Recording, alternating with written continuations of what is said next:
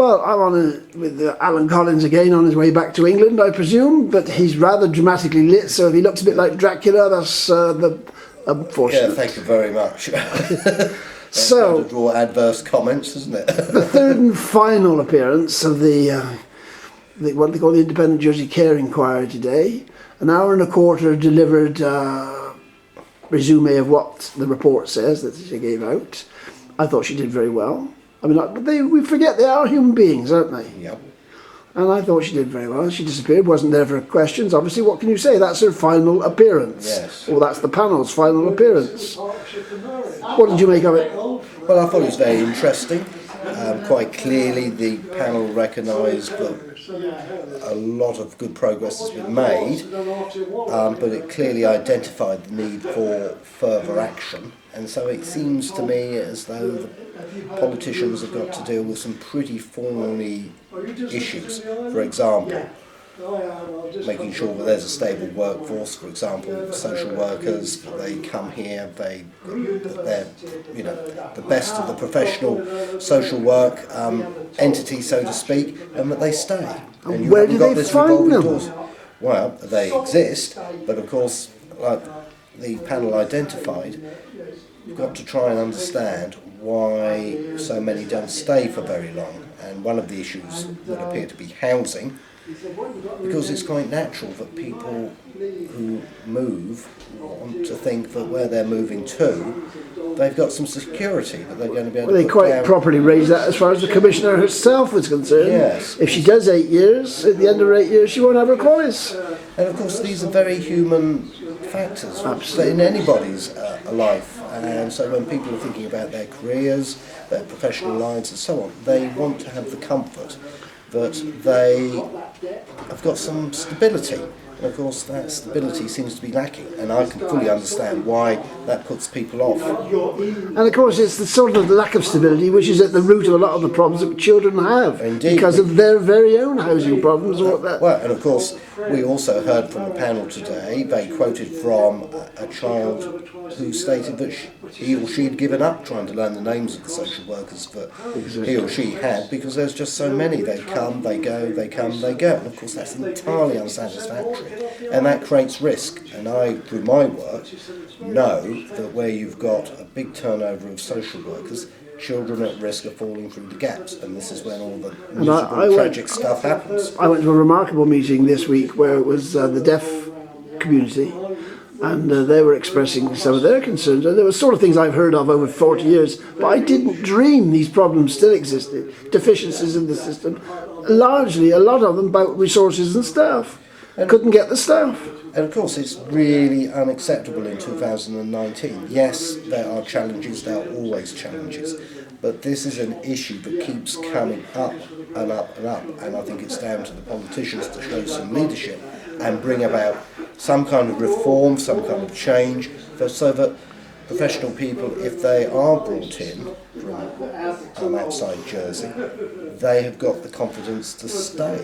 Irony of ironies, this week is the first celebration, supposedly on Saturday, 28th of September 1769, when Tom Grouchy and his mates overthrew the Royal Court, wanting reform of the Royal Court. And lo and behold, what's still on the agenda, according to their Frances Oldham and her colleagues? Separation of powers. It's still a live issue. It hasn't been forgotten. It's not gone away. It's something. It's revision of the parish hall system. The Attorney General's advice is not independent enough. He shouldn't be giving advice on matters. What advice he does give should be published. Demolition of Greenfield, your latest thing that you've been bringing cases, should be demolished. Haute Le Garenne should be demolished. I mean, these things have all been discussed and rejected. Well, they're back on the agenda again, and I don't pretend for one moment that I've got the necessary expertise or experience to provide answers. But Jersey, the people of Jersey and their leaders, the politicians, they are going to have to deal with these issues, because quite clearly they are not going to go away. Well, this trio aren't coming back again, but they recommend it again. There should be put in place, I think every 5 years, an external inquiry. A panel should be set up to come and look and they've got a commission going on at the moment, there's an inquiry going on at the moment, and there were lots of things in there which were about external examination, a lot of external things, taking it out of the control, and the Jersey Way kept coming up, didn't it? Well, again, these are real and critical issues, and one's not to be fearful of, because they provide yardsticks by which to measure how healthy your processes and systems are. So external scrutiny is no bad thing, because you can check to ensure that your own systems and procedures are robust and healthy, and if there's room for improvement, you then have the opportunity. So it's nothing to be scared of. So again, to me, it seems that the professionals and the leaders in Jersey should be embracing those ideas, those concepts. It's remarkable. You travel the world, you see child abuse cases all over the world. I presume there's nowhere this is quite as stuck in a rut of maintaining tradition, is there? Where it obviously does cause problems. I think, to be fair to Jersey, Jersey has done a lot more than perhaps other places. You know, Jersey's had this inquiry, and as Frances Oldham has said this afternoon, she and her colleagues were invited back. That is quite unusual. So I think respect where... Well, she said it was unique as far as the UK is concerned.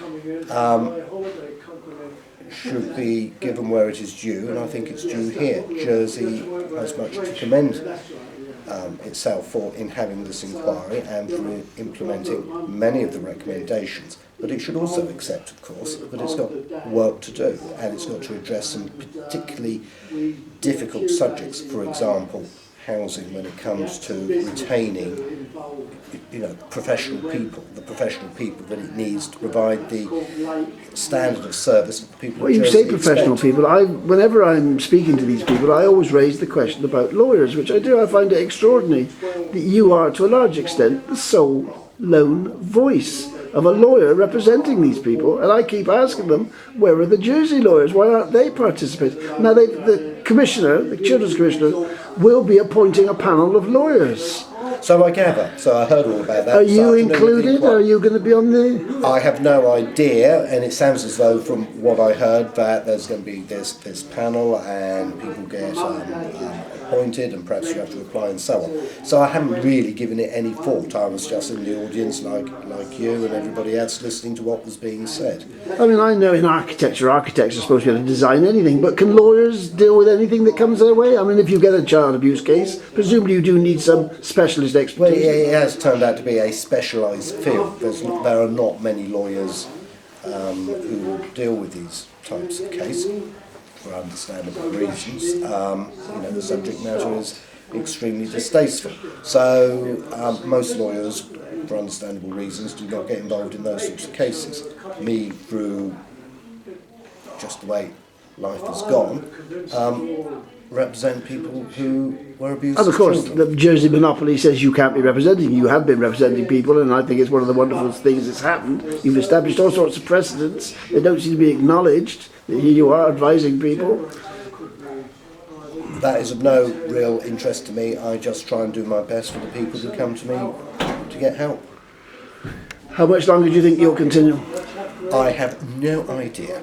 If you had asked me 10 years ago whether I'd still be called upon to help people in Jersey 10 years hence, 2019, I would have been astonished. I will let you go, but I just hope you're not booked with Thomas Cook, are you? No. Thanks a lot. Thank you.